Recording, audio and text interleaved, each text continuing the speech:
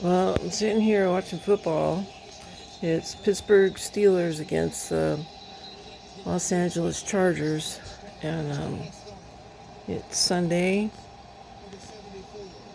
November 9, 2025 at 7:23 p.m.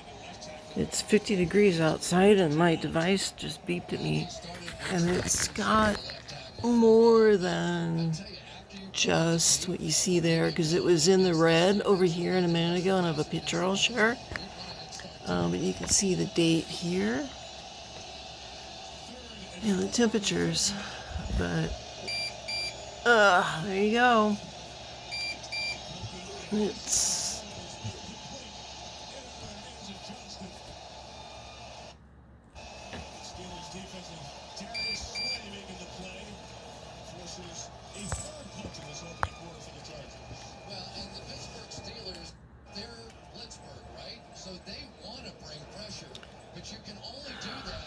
the lower left corner is the problem area, but this is not good. So I've got to go turn on the fans and open up the house more.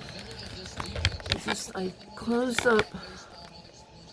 Turn the sound off. I can't pause it. I need to watch the game. I don't have any pause space. But this is telling me now that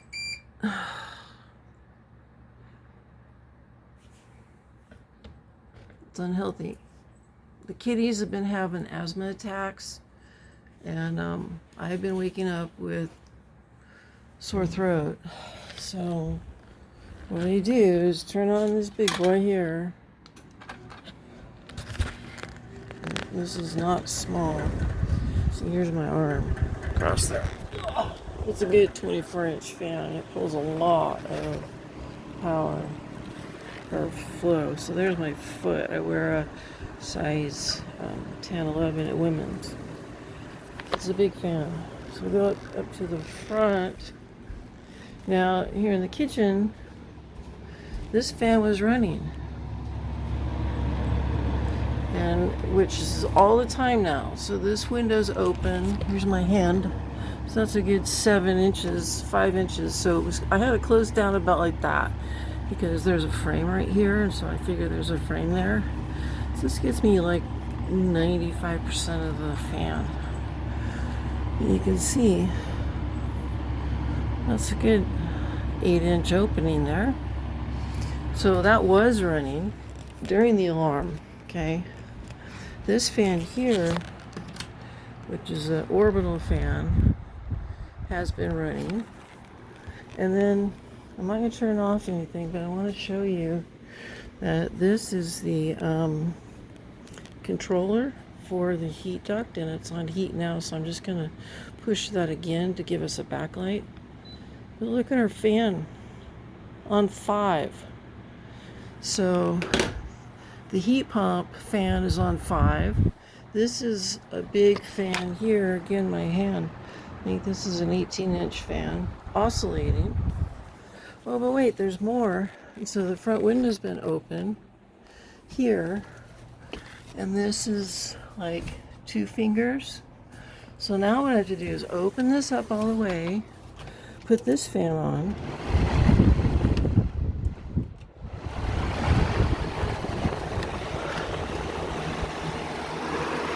And the noise of fans constantly blowing is not good because the heat is just blowing right out of the house.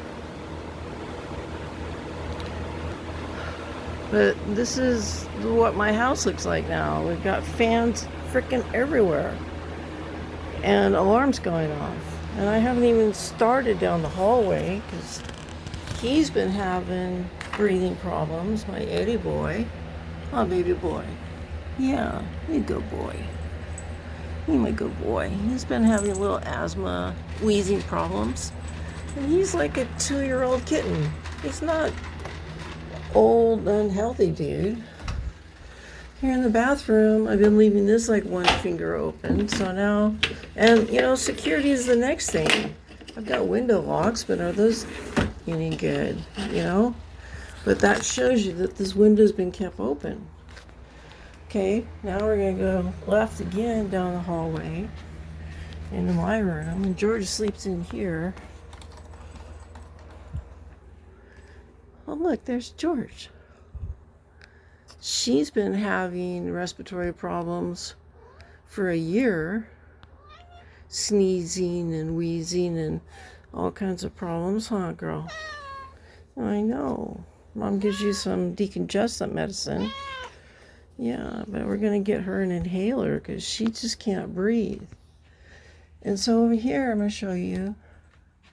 Well, I got to turn on this box fan, but right now, this window is open. It's a finger width open. And I use this because it goes all the way to the floor, which means if there's any heavy gases down here that they'll be able to escape. So now I've got to open this up more.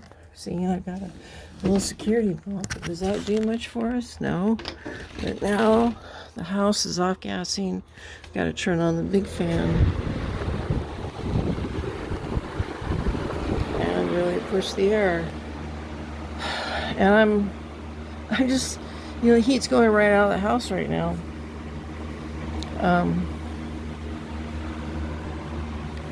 So I've had to, it's been so cold, I've had to turn on the heat back here. And this is my ceiling heat. Oh, we can see that. Oh, wait.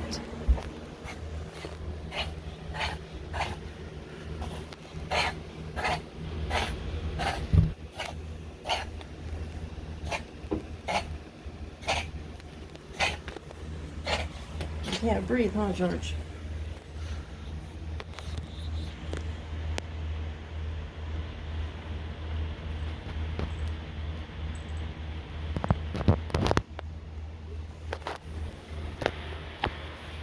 You okay? It's alright. It's alright. I just caught you in a wheezy storm, huh? Yeah, I know.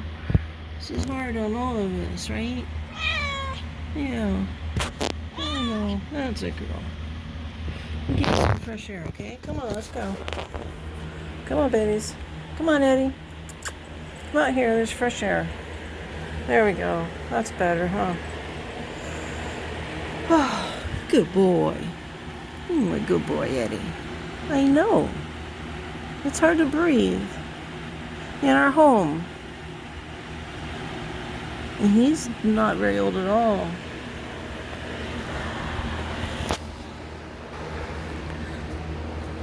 So there's a lot of people who have been in my house supposedly helping me with this or to diagnose this. And every single one of you has totally and completely failed me. EWEB failed me in their treatment. They paid for a garage door opener, a refrigerator, and some smaller electronics like power strips, a weather radio. And then they walked away. They don't believe that there's a problem in the house, and I know there is because I'm getting alarms just like this too often, and it's cold, and they're still happening. They used to happen worse than the heat. It's cold, and it's still happening. So I have some stuff that I bought that I'm going to work on, and I had to buy a new cell phone just to use this. It's a FLIR camera, and it's going to show me heat. And then what I'm going to do, and people think, Deb, you're absolutely nuts. And all you say is, yeah, because at the end of the day, my insurance company, Craig, was the manager at PIMCO up in Seattle area. My hair looks terrible. And I told him, like, I sleep here on the couch, and I'm worried that there's going to be a fire and I'm going to die in my sleep of smoke inhalation. Well, I am dying of smoke inhalation. It's just because of this year-long event now, I'm expected to endure lung cancer. Because formaldehyde is not supposed to go into living people. So, I mean, I can't escape this house. It's here, it's off-gassing, it's a problem. And so PIMCO shut me down. I want them to check all of the household wiring. They've checked from the circuit board to the outlets. They haven't checked from the switches up into the ceiling fixtures. They haven't checked any 220, circuits, which includes the oven and the dryer and the shop.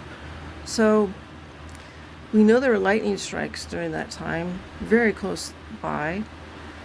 I documented that. But EWEB had a broken neutral. Nobody's disputing that. And they have 10 or 25 homes a year that they do this to.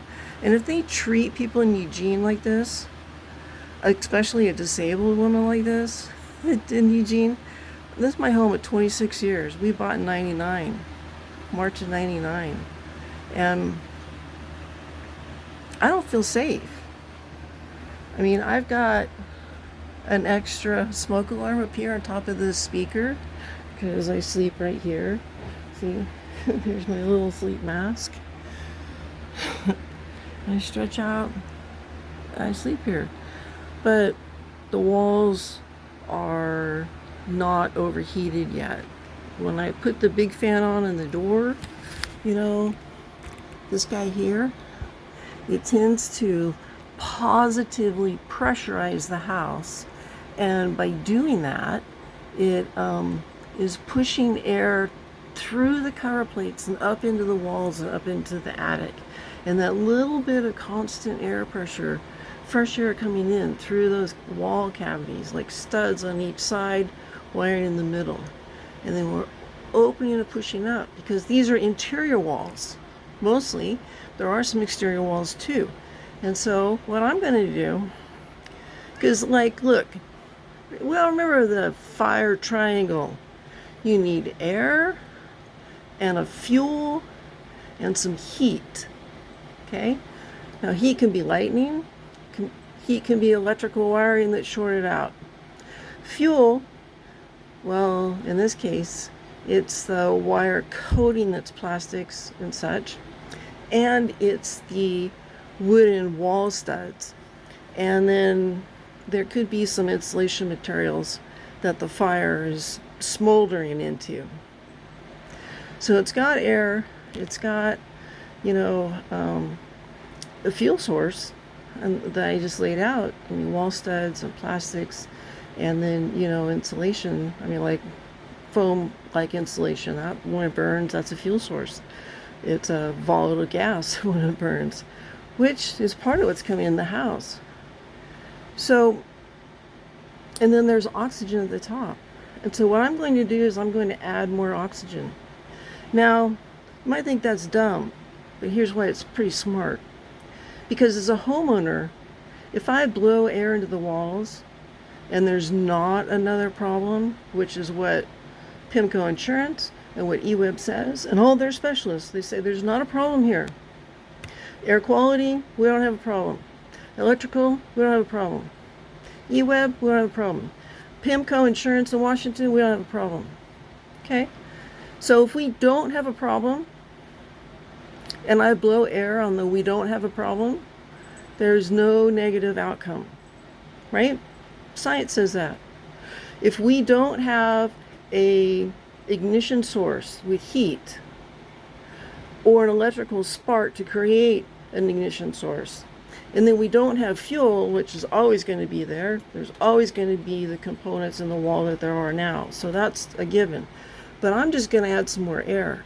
So if I add air to the materials currently, and there's not a heat source down here, okay, down in this lower part, if there's not a heat source, then a fire could not plausibly be created unless I was blowing sparks into the wall. And I'm going to show you that we're not. But yes, I am going to blow air into my walls. It's crazy. It's fucking stupid crazy. But I'm facing a $40,000 to $80,000 bill to fix this house. That's the damage EWEB's done. And so I'm disabled. I got 2.3% cost of living increase is what Social Security just told me. The president's withholding LIHEAP and SNAP food services currently for the disabled like me. And, you know, when you're living below poverty and you need some legal help on these matters, that's hard to come by. So I'm on my own, and that means I gotta use my brain. But I'm going to film everything, and I'm going to put it on YouTube. And even if this stupid shit kills me, which I don't think it will, you know, I'm going to hold people accountable. So, what have I done? Okay. Well, I bought a FLIR camera, and it's a little device that will connect to your phone. There we go. And there's a new device right there you can see. And so this little guy here in this pod, sorry I don't have my tripod on, I just have my little lap pot. But this little guy right here will attach to my phone. There we go. And it's going to show me where the heat is in the walls. And I have waited to get all the equipment that I need for this before I tried it, okay? Because I know that the FLIR imaging is so important. The fire department has come out, they did not detect it. EWEB came out, Haley came out, and we found some behind the water heater, but that was it.